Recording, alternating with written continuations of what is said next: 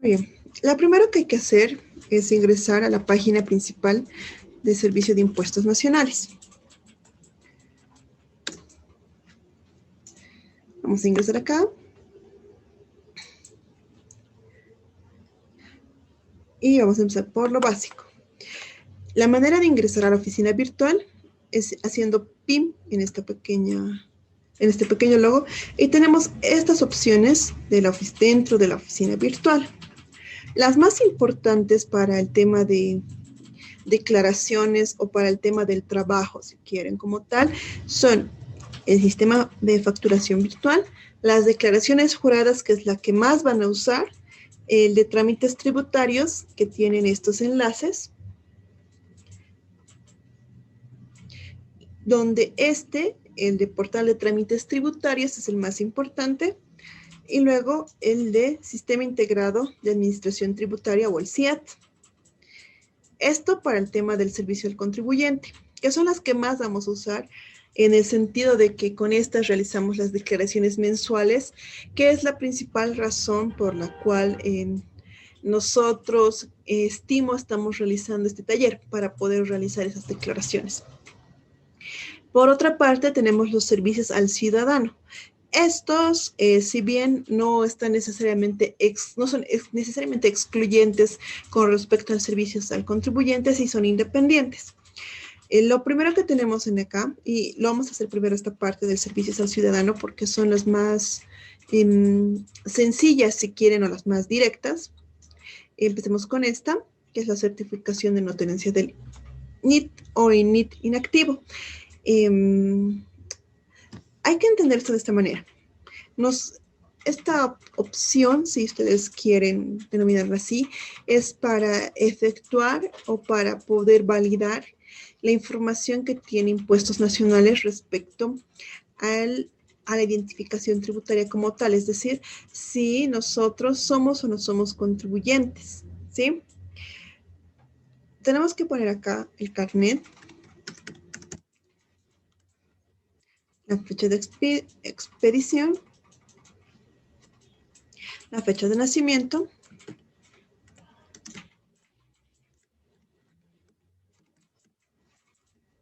vamos a poner acá abajo el primer apellido,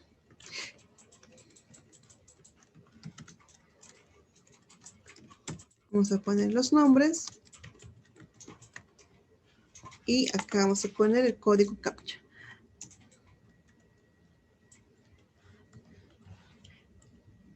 Vamos a poner consultar. Y si ustedes remiten la información o ven la información, el reporte no es de inexistencia, sino es de existencia. Es decir, que mi número de carnet ya cuenta o ya se encuentra dentro del padrón de contribuyentes como contribuyente, ¿sí?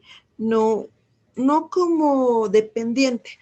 Recordemos que desde la gestión 2019, a partir del periodo julio 2019, ya existe igual un número de identificación para los dependientes.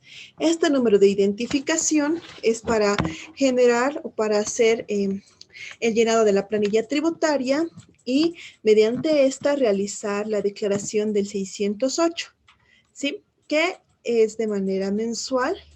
Dentro del periodo desde julio 2019 hasta julio 2020 era obligatorio, aún si no hubiese habido pagos o sin que tuviera saldos, ya sea a favor del contribuyente o a favor del fisco. Es decir, que era un formulario de declaración obligatoria, de la misma forma que lo es el tema del formulario 200 y 400. Recordemos que el 200 y 400 es obligatorio mensualmente hacer la declaración, independientemente si el mismo ha realizado el tema de sus... Es decir, aun si no hubiese realizado ventas o compras y los saldos sean ceros, es decir, no haya ni saldo arrastrado del periodo anterior, ni si hay un saldo a pagar o un saldo a favor del contribuyente, igual se debe declarar. El 608 en el periodo 2019 al 2020, entre julio y julio, casi por un año, no ha generado la misma obligatoriedad bajo una sola condicionante, de que por lo menos uno de sus dependientes o bien supere los 4 mínimos nacionales o haya hecho declaraciones en el formulario 110. ¿Sí? Entonces, con esto, el contribuyente ha tenido la obligación de generar un número o un código de identificación para el contribuyente, tanto para el contribuyente como para el dependiente del contribuyente, ¿sí? Entonces, aun si el número de carnet está dentro de la base de datos, no debería figurar como existencia de NIT, porque una cosa es el código del NIT como tal, es decir, que tengamos un NIT como contribuyentes independientes, y otra muy diferente, que nosotros tengamos un número de identificación dentro del sistema de administración tributaria, pero como dependientes que van a generar saldos a favor, a su favor o a favor del fisco. Entonces, en este caso, por ejemplo, si yo pongo mi número de carnet, va a salir que yo tengo mi NIT. Si pongo otro número de carnet, por ejemplo este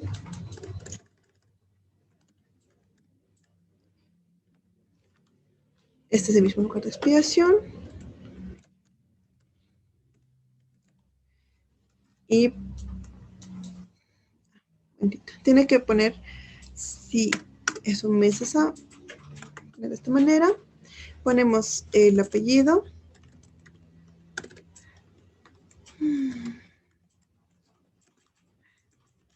Y vamos a poner el código, el captcha. Y vamos a poner consultar.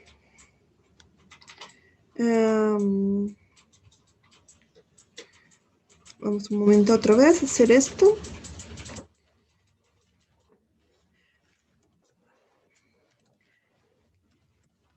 Y vamos a poner consultar. Como verán, acá va a generar el certificado de no tenencia del NIT, ¿sí? Porque esta persona, aun si tuviera un código de validez como dependiente, no tiene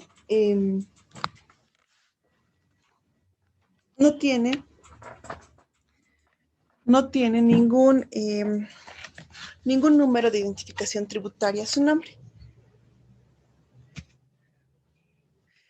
Entonces, en este caso, en particular, esta persona no cuenta con este número de identificación. Como verán, los datos son bastante sencillos y simplemente es para verificar si la persona cuenta o no cuenta con un NIT, ¿no? Entonces vamos a la siguiente opción.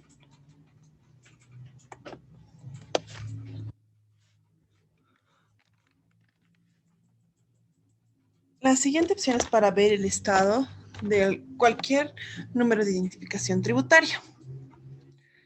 Por ejemplo, si ponemos esta, nos va a salir la razón social, el estado y desde qué fecha se ha dado de alta a este NIT. Cuando hablamos de alta, no necesariamente estamos hablando de la fecha en que se ha inscrito el NIT, ¿sí? Sino la fecha en la que se le ha dado desde la fecha que se está utilizando, en el caso de que haya estado inactivo en el momento que se haya activado. Es decir, la fecha del estado actual de activo no es directamente o no está directamente relacionada con la fecha de creación del NIT. Por ejemplo, este NIT que acaba en 10, porque recordemos que al darnos el número de identificación tributaria es el número del carnet, en el caso de las unipersonales, un 0, y en los últimos 2 dígitos corresponde a los 2 últimos dígitos del año en curso en que se saca el NIT. En este caso, si dice 10, significa que fue el 2010 en el que se activó el NIT. Si sacamos este año, va a ser 21, y así sucesivamente. Ahora, respecto a los códigos o los números de identificación que se tiene como dependiente, también tiene los mismos parámetros, es decir, primero está el número de carnet, un cero, y los últimos dos dígitos son al azar. En el caso de que una persona ya cuente con NIT, simple y llanamente el sistema va a dar de alta ese número de identificación tanto para dependiente como para tener como contribuyente. Es decir, que no se va a generar un doble número de identificación en el caso de las personas que son dependientes y que al mismo tiempo tienen su NIT, ¿sí? Lo mismo va a suceder si la persona primeramente tiene su código, es decir, un dependiente, le otorgaron el código en el año 2019, que va a ser, como les digo, ¿no? Su número de carnet, cero, y los últimos dígitos, dos dígitos son aleatorios. Entonces, con ese número de identificación, esta persona va a activar posteriormente lo que es su número de... ¿cómo les explico? Va a activar o va a generar el número del NIT. ¿Por qué se genera de esta manera? Bueno, es porque dentro de los datos o la base de datos que maneja impuestos nacionales, no puede existir dos personas con diferentes números de identificación. De la misma forma que una persona no puede tener dos números de carnet. Eh, En el caso de que ocurriese tal situación, que hasta antes de que el CEGIP manejara registros más sistematizados, sí ocurría, donde una persona contaba con dos números de carnet, cosa que no está, legalmente no es correcto, teniendo en cuenta que el número de identificación o el, la identificación mediante la cédula de identidad debe ser independiente e individual para cada persona. Lo mismo sucede en el NIT, ¿sí? Entonces, ya sea que ustedes primero hayan sacado su número de identificación como contribuyente o que lo hayan sacado como dependiente, ustedes van a tener solamente un número de identificación. Por lo tanto, no van a tener ese problema, ¿sí? ¿Tuvieran alguna consulta tal vez respecto a este tema? Pues, que les cause alguna duda respecto al estado del NIT como tal.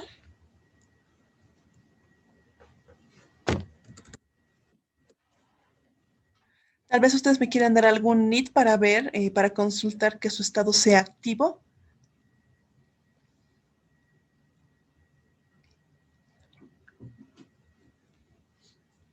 Es bueno que ustedes participen porque es la manera más sencilla de llevar un taller, así que si me dieran un número de NIT yo les agradecería mucho.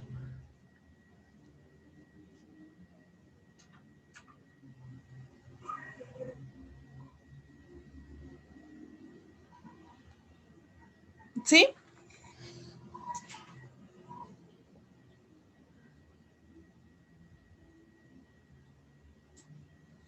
Estimada.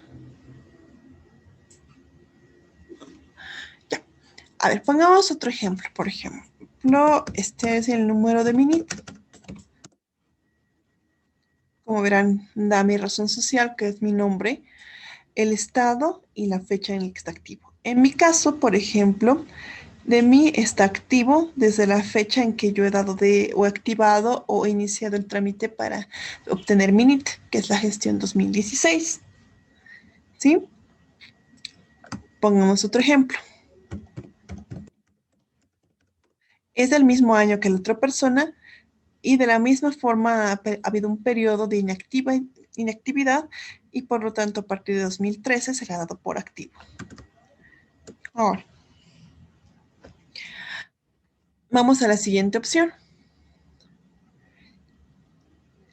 Esta de las consultas públicas es para temas muy específicos, ¿sí? Y es para ver o validar documentos. Vamos a esta parte. Cuando ustedes han leído alguna vez unos términos de referencia para presentar a una empresa a un proceso de contratación, les piden ciertos documentos. Los documentos que emite el Servicio de Impuestos Nacionales tienen códigos de verificación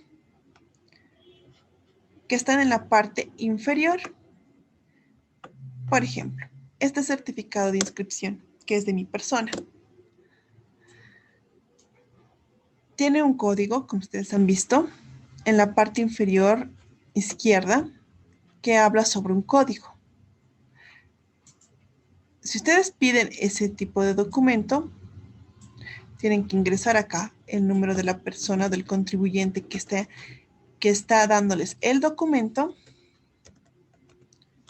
Y en este lado tienen que poner el código de la certificación. En este caso, el código de la certificación es 10, un momentito,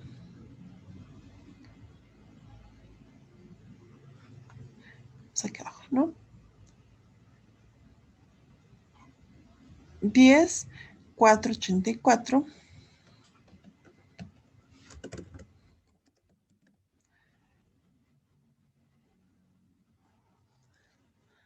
97.252. Ustedes apuntan en consultar. Acá les tiene que dar un resultado respecto a este documento.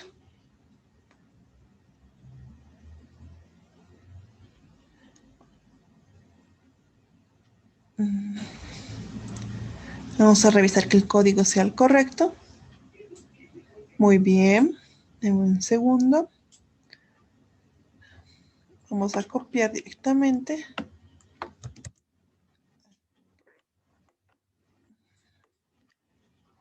Y vamos a proyectar acá.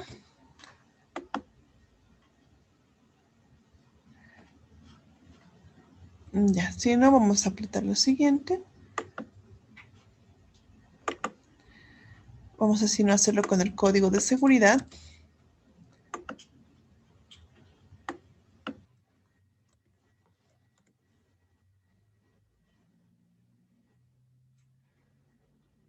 Ya. Vamos a volver a intentar con el código que tenemos de certificación.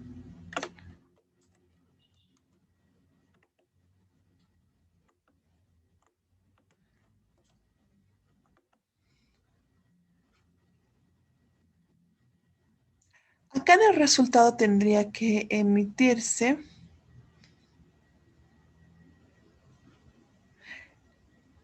el tema de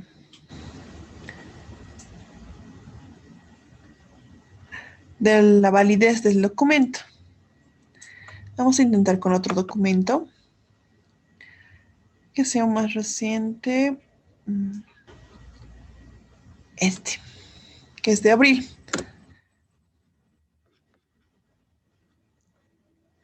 Vamos a sacarlo. Vamos a printar acá y vamos a poner el código en esta parte.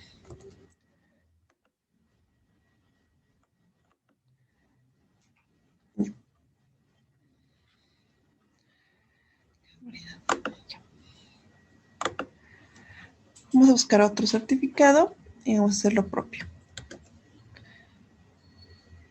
Aquí estás. Sí, este. Este es un extracto tributario y acá tiene igual el código de certificación. Aparte. Vamos a poner el importe, el NIT.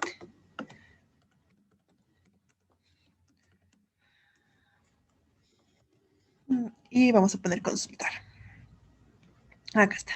Los datos ingresados corresponden a el extracto tributario generado en la oficina virtual con código de seguridad, número tantos. Este código de la certificación debe ser, si quiere, el último emitido por por la página. Y con esto van a validar el documento. Cuando ustedes revisen propuestas en el caso de que tengan que hacer ese tipo de proceso de contratación, lo que tienen que hacer es de esta manera para verificar que el certificado que se les está emitiendo sea el correcto. ¿Alguna consulta hasta ahí?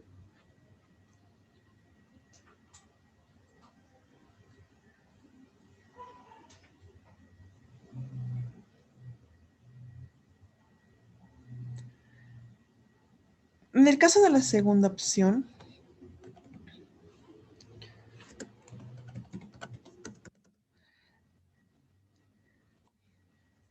la verificación del documento debería corresponder a un documento de tipo de proceso jurídico, es decir, que debería ser en alguna de las instancias, ya sea de fiscalización o de determinación tributaria.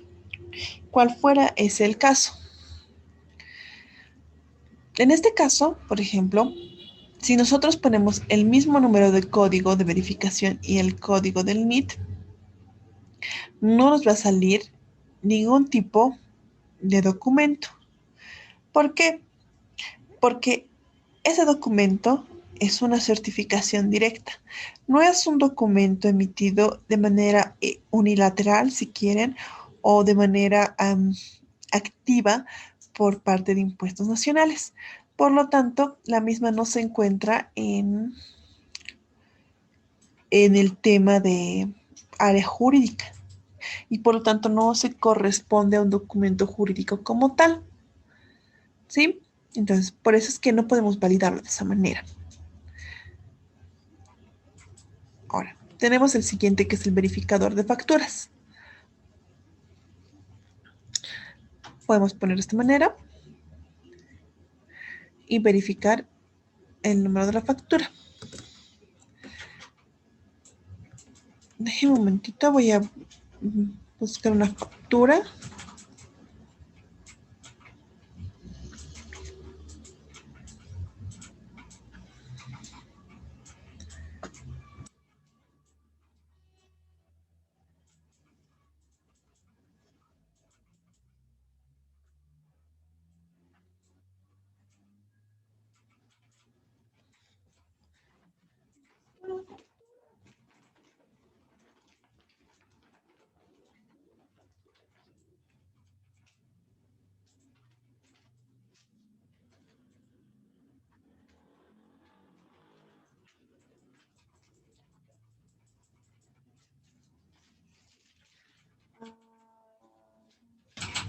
No, así. Muy bien, perdón. Vamos a poner acá el número de NIT de esta factura. 62725. El número de la factura. El número de autorización.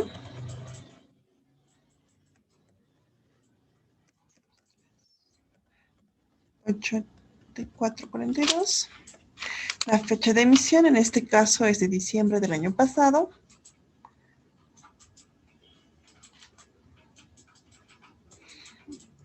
La fecha exacta es 24.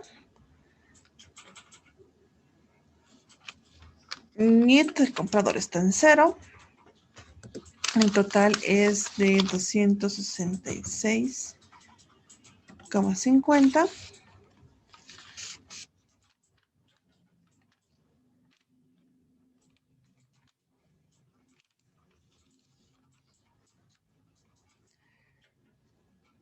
Y el código de control es 32 de guión de 1, guión 36, guión FB, guión 18.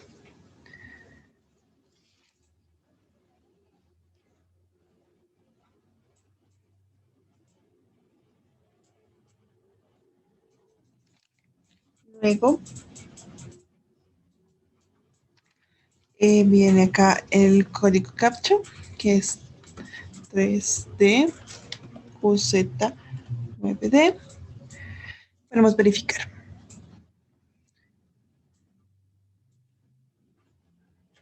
En este caso, 0 el NIT, 0.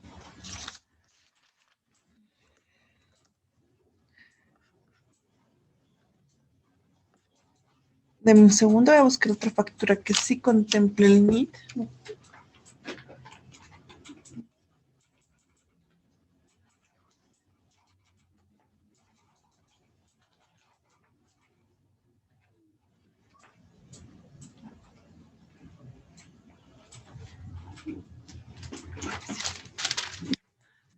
También valen las facturas que son emitidas por nuestros propios sistemas. Voy a ir acá.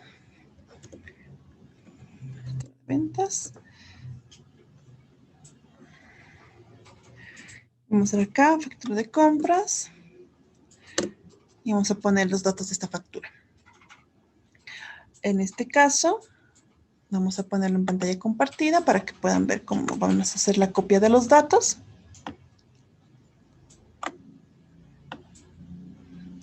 Vamos acá.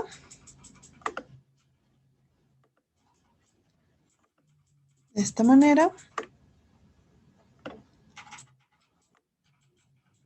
Muy bien. El número del NIT del emisor es el NIT de la persona o la entidad que está emitiendo la factura. En este caso es de Cotel. 10 20 28 90 21. El número de la factura es 72 74 42. El número de autorización es 41 64 01 30 28 58 10. La fecha de emisión es 31 de enero de 2021. Vamos a la fecha.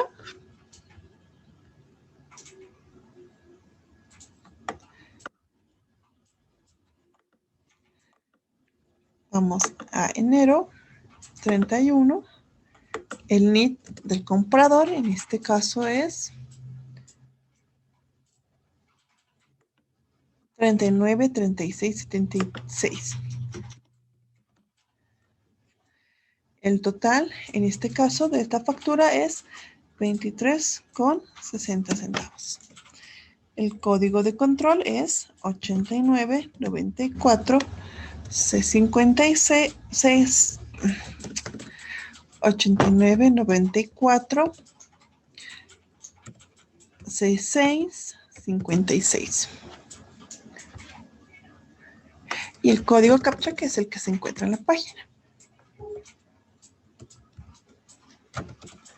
Vamos a poner verificar. Y en esta parte vamos a ver, debería ser una factura dosificada porque es de un ente regulado.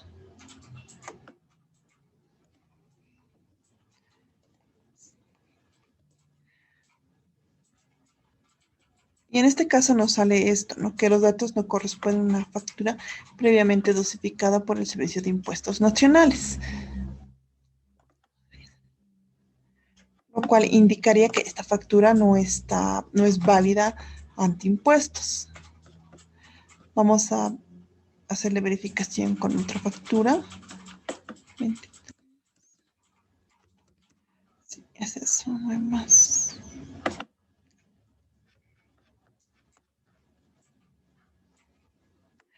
Volver a intentarlo acá.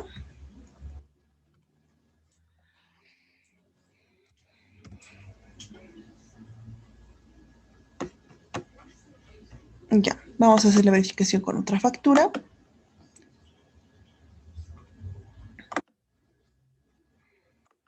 Por ejemplo, esta, que es de Tigo. Vamos a llenar otra vez todos los datos. En este caso es 10, 20, 25, 50, 20. El número de factura es 12037. El número de autorización es 4168. 0,000. 2707772.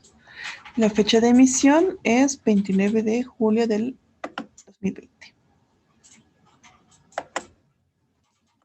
Vamos al mes. El NIT es S. El total es de 50. El código de control es 15-5A-4A-04-2D. Vamos a poner el captcha. 3. Y vamos a poner verificar. Como verán, el código, la consulta dice que los datos corresponden a una factura previamente dosificada por especie de impuestos nacionales, cosa que no ocurría en la otra factura de Cotel. Probablemente es por el tema del sistema. En este caso, en el Telecel, nosotros no tenemos centavos y nos ha generado ese error. Puede que se genere también por ese error en el caso de los centavos, pero puede que no. De esta manera hacemos la verificación de una factura, si es válida, si ha sido dosificada previamente por impuestos. Ahora, vamos a esta parte de dependientes RC-IVA. En este caso, esto es para los usuarios nuevos que han sido generados para el tema de dependientes, ¿sí? Es decir, cuando se ha dado de alta al dependiente. Para registrar el usuario, lo que tienen que tener es el código del dependiente, que es un código que se emite dentro de la oficina virtual de cada contribuyente, que lo vamos a ver cuando veamos la parte del portal de trámites tributarios. Ahí se va a generar el código, ¿sí? Que como les he indicado, es el carnet 0 más 2 dígitos que se encuentran en un rango de números, ¿sí? Luego el número de documento, que es el carnet y la fecha de nacimiento. Se pone continuar y se va a crear un usuario. Vamos a ir hacia atrás. En este caso yo tengo un usuario como dependiente.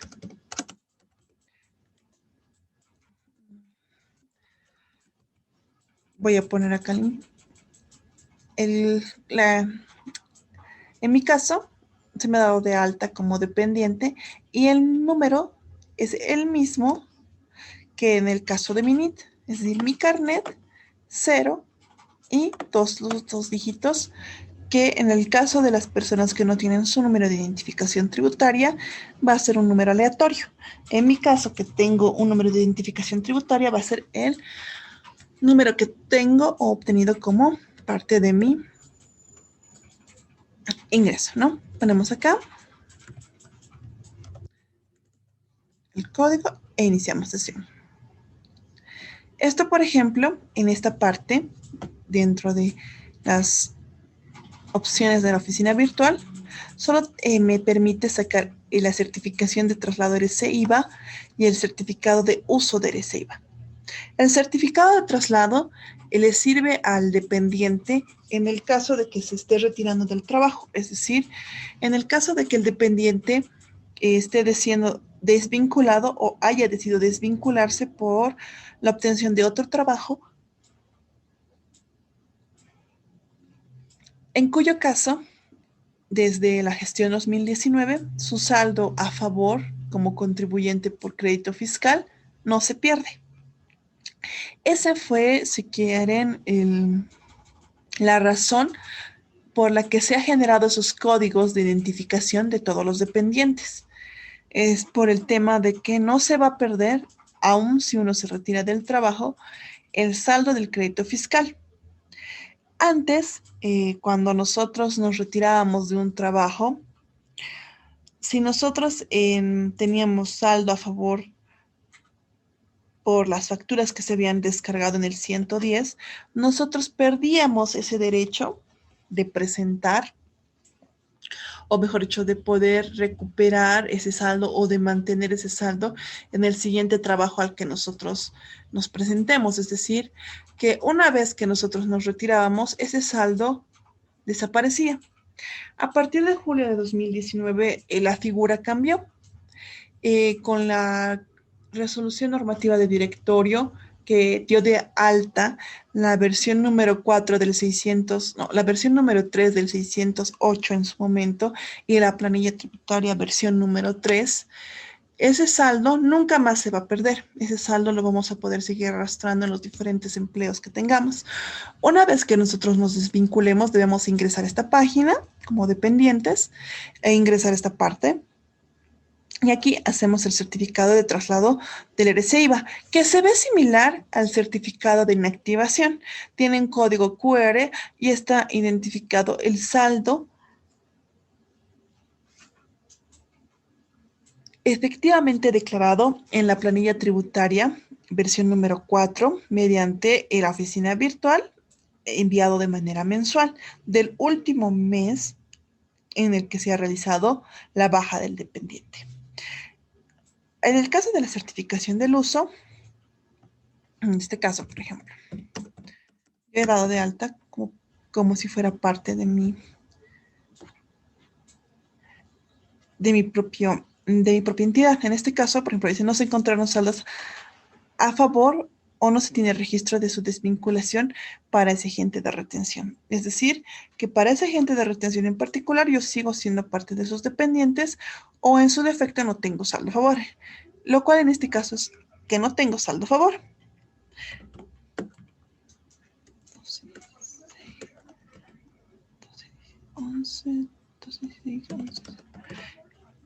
En este caso, este es el NID de mi empleador. Y si yo hago la misma consulta, me sale lo mismo. Es decir, que no tengo yo saldos. En mi caso, yo no tengo ningún saldo. En el caso de las personas que tienen saldos, en aquí les tiene que dar o les tiene que saltar el saldo del crédito fiscal a favor que se tenga. Y en este otro documento tiene que salir el saldo que se ha generado con el agente de retención con el cual se va a generar o se va, mejor dicho, cerrar el vínculo, ¿sí? Ahora, tenemos lo siguiente. Este es en el caso del RCIVA. Vamos a cerrar. Cuando hagamos la parte del portal de trámites tributarios, vamos a ver cómo se realiza la activación primero del código y luego cómo se hace la activación del usuario del dependiente. Una vez que realicen la apertura o el alta de este código, recién se puede entrar a esta parte para el sistema de facturación en línea para el tema del envío del formulario 110. Como verán, están íntimamente vinculados el portal de trámites tributarios con el dependiente CERESA-IVA y con el SIAT en esta parte del aplicativo Mis Facturas. Ahora, por ejemplo, el certificado de no imponibilidad, que es para los que están acogidos al régimen agropecuario unificado, el RAU, es solamente válido o vigente para ese tipo o para ese grupo de contribuyentes. Recordemos que dentro del marco de la Ley 843 se contempla que no solamente existan regímenes generales, es decir, que no simple y llanamente se limite a contemplar o a tener dentro de las, no sé si posibilidades, pero que no todos los contribuyentes estén en una sola bolsa. Yo, por ejemplo, soy parte del régimen general, como la mayoría de los contribuyentes. El régimen general, como su nombre indica, es un régimen más amplio, más grande, si quieren, y donde se cuentan con la mayor parte de la carga tributaria, es decir, las obligaciones y así como el resto de todo de la carga impositiva se maneja de manera más general. Por ejemplo, cuando ustedes saquen o en el caso de que tengan un NIT, les van a emitir este tipo de documento, ¿sí? Que es el certificado de inscripción. En este caso, se especifica qué tipo de régimen pertenece, que es el régimen general en este caso, teniendo en cuenta que tenemos el régimen tributario simplificado, el régimen agropecuario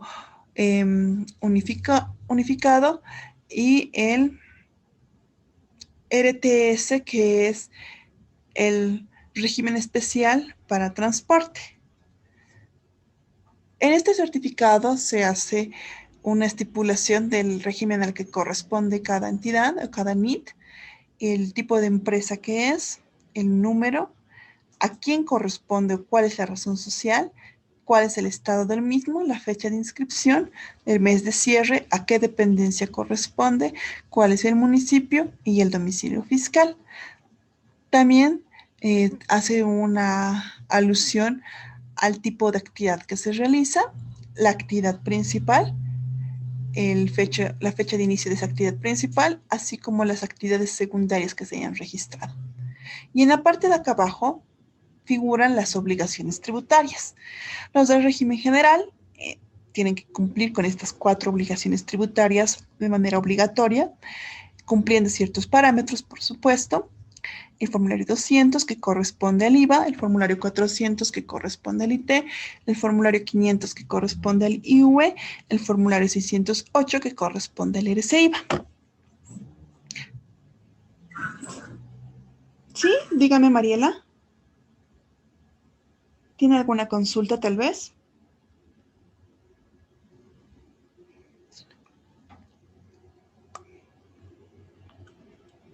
Estimada.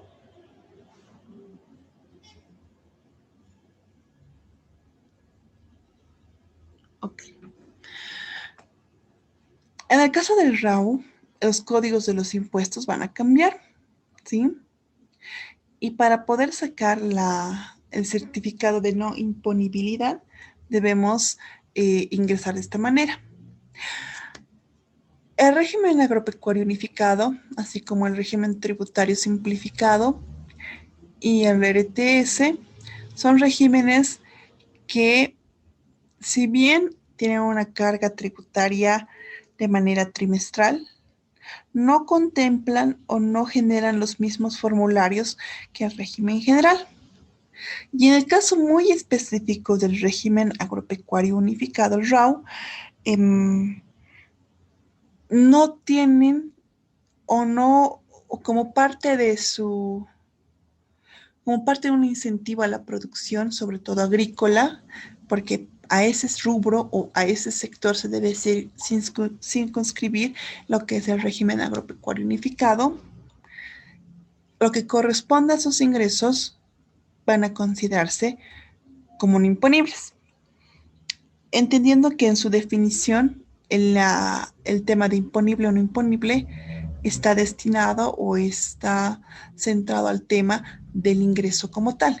Es decir, que aquellos ingresos, aquellas ventas que se generen por el tema de la actividad rutinaria del régimen no va a generar una carga tributaria, ¿sí? Como si lo generaría en cualquier otro tipo de entidad e incluso en los otros regímenes especiales. Ahora, vamos a esta parte,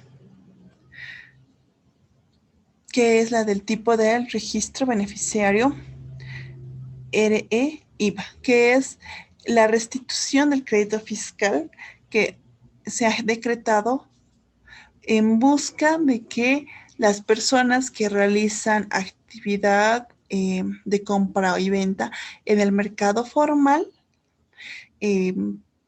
tengan una reposición de ese importe, es decir, como un incentivo mediante una devolución tributaria impositiva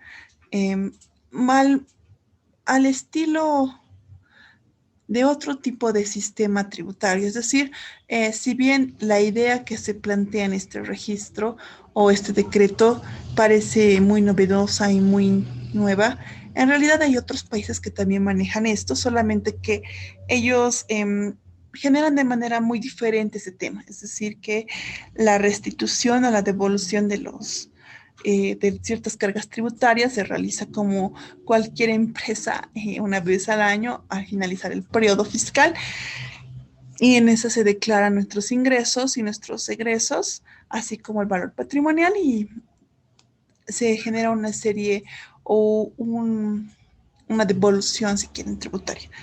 En este caso, el RE IVA se genera mediante este registro y se genera mediante esto, ¿no? Dependiente, jubilado o independiente, el número del documento, el complemento de identidad y el código de acá.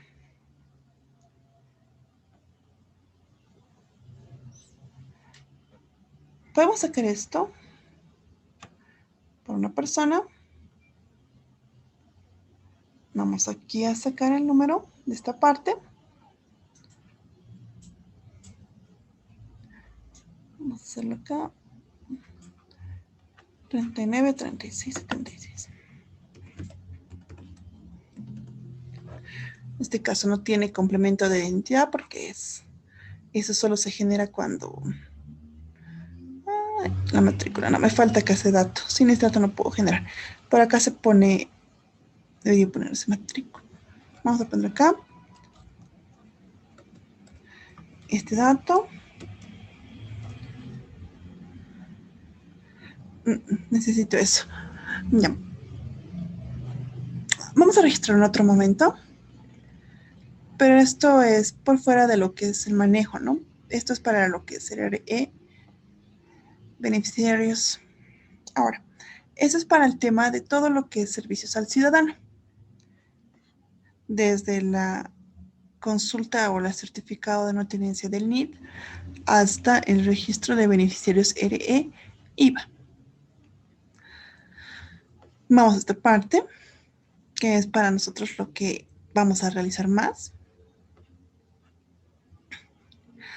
Vamos a ir a esto primero, que es el más importante de todos los que están acá, porque dentro del portal de trámites tributarios, que es la oficina virtual como tal de impuestos nacionales, o la propiamente dicha, se encuentra todo lo que son lo más importante, ¿no?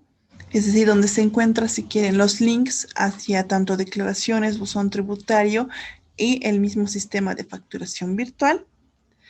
Es decir, que dentro de este portal está esto, que es el sistema de facturación virtual, esto, que son las declaraciones juradas, y esto, que es el buzón tributario.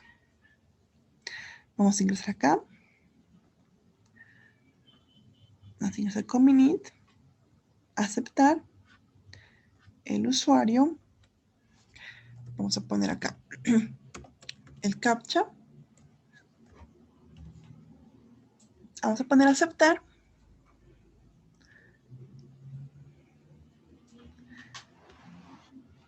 También es importante el portal en el caso del primer ingreso a la oficina virtual. ¿Por qué? Porque acá es donde hacemos la activación de tarjetas. Acá nos indica cómo tenemos que activar. Nos dice, este proceso permite activar la tarjeta del contribuyente para que pueda ingresar a la oficina virtual. Y acá abajo vienen los datos. Acá están las indicaciones, ¿no? Primero tenemos que tener el número de identificación tributaria. Una vez que nosotros tengamos o hayamos realizado el trámite ante impuestos o al respecto de obtener un número de identificación tributaria, nos van a dar ese número, nos van a dar una tarjeta que muchos la denominan la tarjeta MASI, donde está la información para ingresar por primera vez a esta plataforma. Y acá nos indica, ¿no? El código de activación de la tarjeta para registro de usuario, ingrese los caracteres en mayúsculas y separado por guiones. El PIN, que está dentro de la misma tarjeta y que se tenía que raspar como en una tarjeta de carga de crédito. El usuario tiene que tener datos alfanuméricos de 6 a 12 caracteres. La contraseña debe contener un mínimo de 8 caracteres, que debe incluir lo siguiente, ¿no? Una letra en minúscula, una letra en mayúscula y un número. La confirmación de la contraseña, que debe ser la misma que se ha anotado en un principio, el correo electrónico con el contribuyente, el código de seguridad, y con eso se inicia, ¿no? En este punto ponen, digamos, el NIT. Esto va a ser de manera ejemplificativa porque yo no tengo una tarjeta nueva para activar. Un código de la tarjeta puede ser de esta manera. Similar a un código de control, digámoslo así.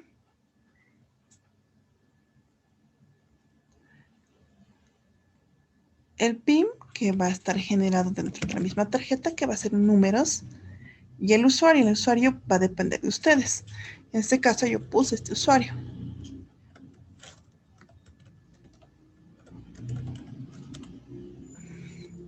Y con respecto a las contraseñas, bueno, eso va a depender de cada uno de ustedes.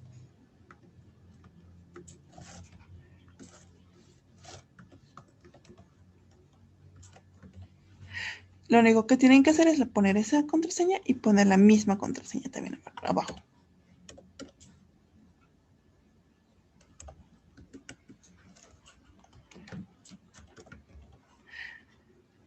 El correo electrónico va a ser, es importante en el sentido de que el mismo tiene que ser un correo que se utilice, que ustedes tengan, no propiamente dicho a la mano, pero sí que sea un correo de uso, es decir, que ustedes por lo menos ingresen una vez al mes a ese correo. ¿En qué sentido? En el sentido de que es ahí donde van a llegar las notificaciones. Recordemos que las notificaciones ya no son solamente escritas o en documentos que se pegan en la pared o en la puerta del contribuyente, sino el correo electrónico. Las notificaciones pueden ser mediante el buzón tributario, mediante un código, o mejor dicho, mediante un mensaje de SMS o mediante su correo electrónico. Es decir, que las notificaciones no se han dejado de limitarse a ser simple y llanamente notificaciones escritas, sino que también pueden ser notificaciones electrónicas. Y por lo tanto, el correo que ustedes pongan en este momento que activan su tarjeta es un correo que de manera automática al activar ustedes están dando validez para que se les notifique en ese correo. Por lo tanto, ustedes tienen que poner un correo que usen, ¿sí?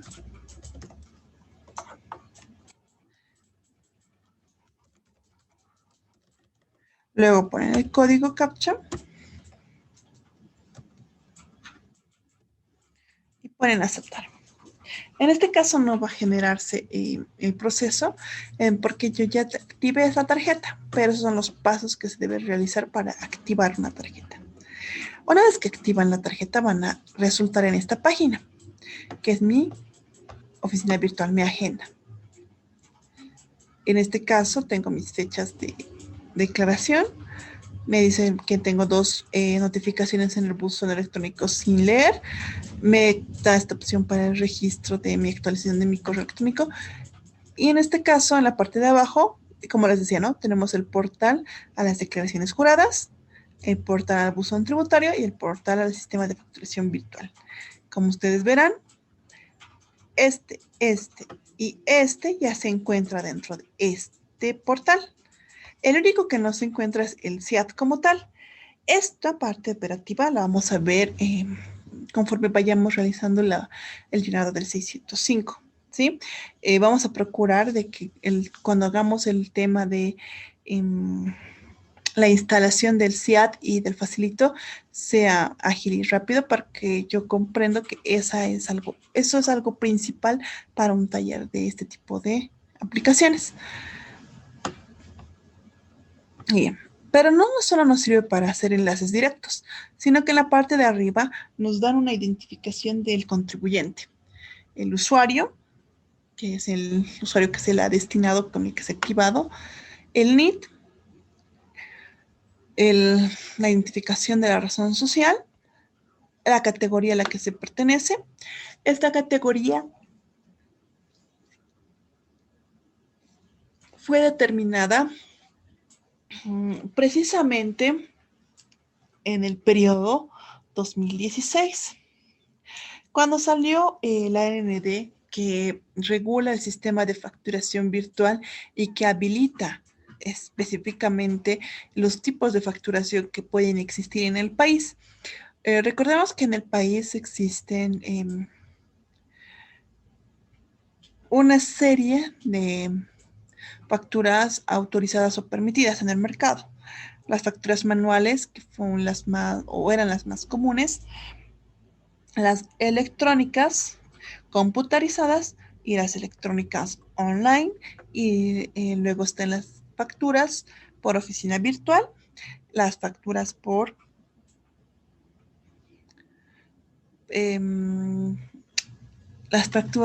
por emisión masiva o prevaloradas, y la facturación por ciclos, ¿sí? Ese tipo de facturación son las que están autorizadas en el territorio nacional. En la gestión 2016 salió la RND que regula este tipo de facturación. De hecho, en esta misma se estipula que con contadas excepciones, la mayor parte de los contribuyentes tienen que pertenecer al tipo de facturación virtual o facturación computarizada o electrónica, teniendo como objetivo principal estas normativas el que la factura manual desaparezca del sistema, es decir, que ya no existan facturas manuales, es decir, facturas con talonario, sino que sean facturas electrónicas. Bajo ese supuesto es que se generan o se dan categorías, ¿sí? La categoría A, la categoría B y la categoría C. Las dos primeras están obligadas a optar o bien por facturación electrónica o computarizada, y en su defecto, en el caso de las categoría A, tenían que tener facturación por, por online, es decir, que tenían que ser facturas electrónica web, ese es el nombre que les otorga la normativa. Las del B podían ser computarizadas, pero ni la A ni la B debían tener como principal método de facturación las facturas manuales. Con respecto al resto, es decir, al grupo C, se sacó una lista con todos los NITs donde se decía qué tipo de facturación le correspondía. En mi caso particular, al momento de yo dar de alta mi NIT, básicamente me dijeron que lo más sencillo era que yo me activara como facturación online, por facturación por oficina virtual, en el sentido de que esta se iba a generar de manera automática mediante la plataforma de impuestos nacionales, y era en el entendido de que la misma no iba a superar las 5 a 10 facturas mensuales.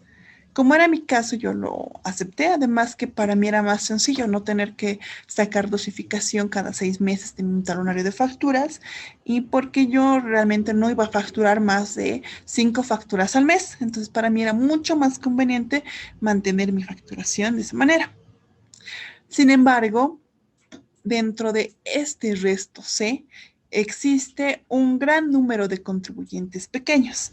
Eso contempla fotocopiadoras, algunas librerías, las personas que se dedican a hacer ropa, pero no de manera o no en proporciones industriales propiamente dichas, sino de manera cuasi artesanal. Entonces, todas esas tintorerías, pequeños negocios que tienen NIT, que emiten factura, también estaban contemplados para que se genere mediante facturación computarizada.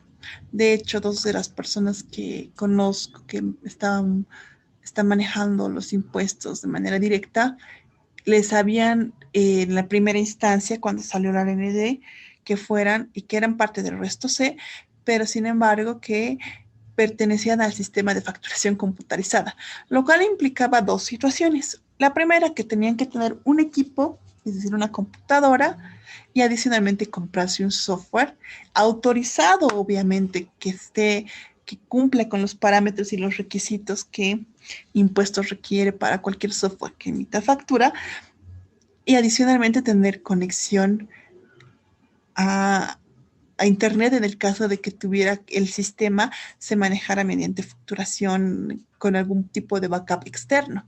Entonces, ya simplemente con el hecho de que fuera computarizada y no ni requiriera como tal una conexión a Internet, lo mínimo que necesitaba era una computadora, es decir, un equipo de computación y una impresora y adicionalmente la adquisición de un software.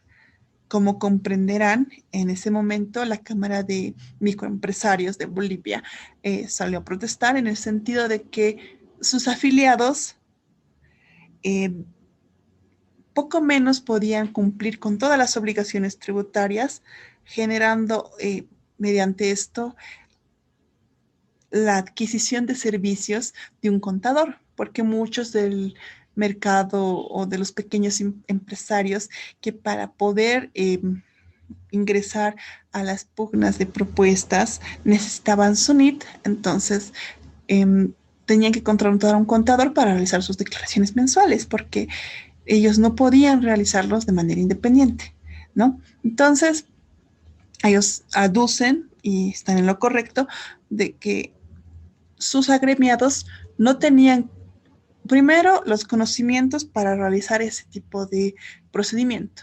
Segundo, no tenían los recursos, porque en caso de que quisieran contratar a una sola, que de manera no necesariamente permanente, pero por lo menos periódicamente tenía que realizar la facturación mediante ese equipo de computación y ese software.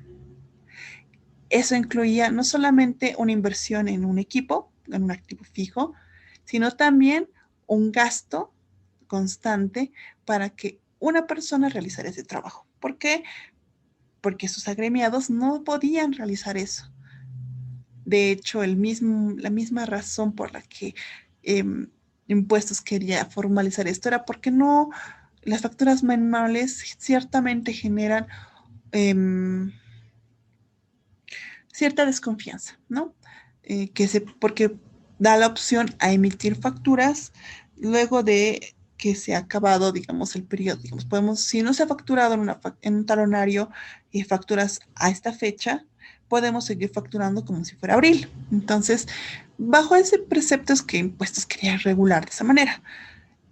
Con todo lo que sucedió, se cambió el tipo de facturación del tipo de grupo resto, convirtiendo en la mayoría de los pequeños que ya eran facturación manual, que se mantuvieran como facturación manual. Los que habían escogido, como en mi caso, la facturación por oficina virtual, que se mantuvieran en ese tipo de facturación. Y el resto se iba distribuyendo de manera equitativa, es decir, que no se les obligó. La normativa, claro, quiere obligar, pero no puede, ¿no? En, también en esta parte se identifica aquí en la oficina virtual qué tipo de contribuyentes es. En este caso, yo soy un Newton, pero también hay Newtons específicos. Mm, Ciertamente había una diferencia marcada entre Newton y aún existe una cierta diferencia marcada entre Newton y Newton específico. La variable más grande a considerar es que el Newton específico, si bien tiene la obligación de realizar declaraciones mensuales y de cumplir con sus deberes formales, como es el envío de declaraciones y el envío del LCB, no tiene la obligación de contar con registros contables físicos, ¿sí? Esa es ahora la diferencia principal entre un Newton y un Newton específico. El Newton, como cualquier contribuyente del régimen general, tiene que contar no solamente con el respaldo documentario de sus envíos, de sus formularios y de su LCB, sino que tiene que tener registros contables propiamente dichos. El Newton específico no tiene que contar con ese tipo de información. Es decir, necesita tener obviamente las facturas que respaldan todo su proceso y contar obviamente con su estado financiero y con sus estados y con el 605 y el 500, pero no así si quieren, con comprobantes, con todo el proceso eh, rutinario como tal que se tiene que generar en una empresa del régimen general. Aún si este es mínimo, es decir, que se generen 12 comprobantes de ingreso y 12 comprobantes de egreso y no se haga ningún otro tipo de comprobante. Aún si ese fuera el caso, eso se hace de esa manera. En cambio, Newton específico no. Antes, hasta la gestión 2020, hasta diciembre de 2020, adicionalmente era que los Newton específicos en cualquiera de sus variables, es decir, los Newton específicos que correspondían al régimen general, los Newton específicos que tenían todo tipo de actividades o los que se correspondían a profesionales independientes o a los que correspondían a personas que solo trabajaban con el tema de alquileres, manejaban o hacían el envío del LCB de manera anual, no de manera mensual.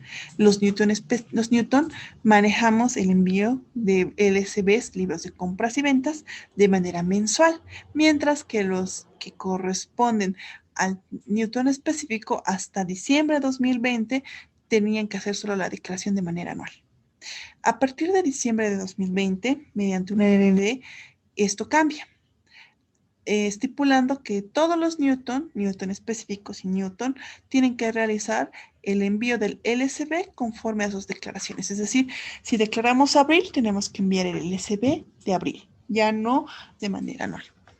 Entonces, estos datos son identificatorios y son importantes para contemplar qué tipo de documentos tiene que tener esta persona, esta empresa. ¿Sí? Ahora, este que es el correo del contribuyente, en este caso vamos a volver a ingresar. Cuando no han manejado la página por mucho tiempo, es decir, que lo han dejado estático, se sale. O también se va a salir en el caso de que esté saturada la página, es decir, que la página caiga si quieren, que es algo que sucede de manera bastante frecuente. Y como verán, acá está mi resolución. Vamos acá al correo. Pero este no es el buzón tributario. Esto del correo es para generar solicitudes, ya sea para algo específico, ya sea para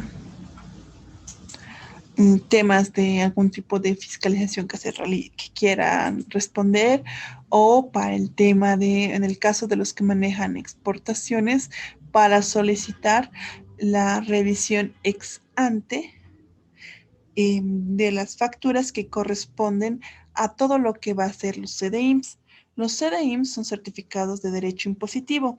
Estos certificados son un título o valor muy específico que es emitido por el Servicio de Impuestos Nacionales.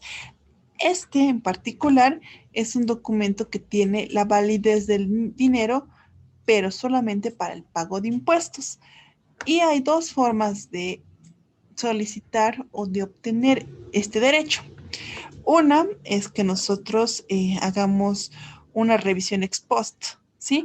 Cuando hablamos de ex post, significa que nosotros remitimos, aseguramos, aseveramos que el valor de nuestro crédito fiscal correspondiente a exportaciones es correcto y que nosotros estamos solicitando que se valide esto y que ya queremos usar ese saldo, ¿sí? Es decir, que esos CDIMS se nos van a otorgar, pero no hay un proceso previo de revisión.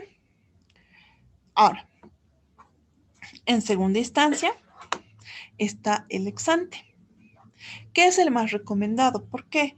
Porque esto implica que primero Impuestos revise esas facturas que tienen relación con las exportaciones y que a partir de su revisión ellos les otorgan a ustedes el importe por CDIMSS, lo cual va a evitar que ustedes a futuro tengan problemas. ¿Por qué?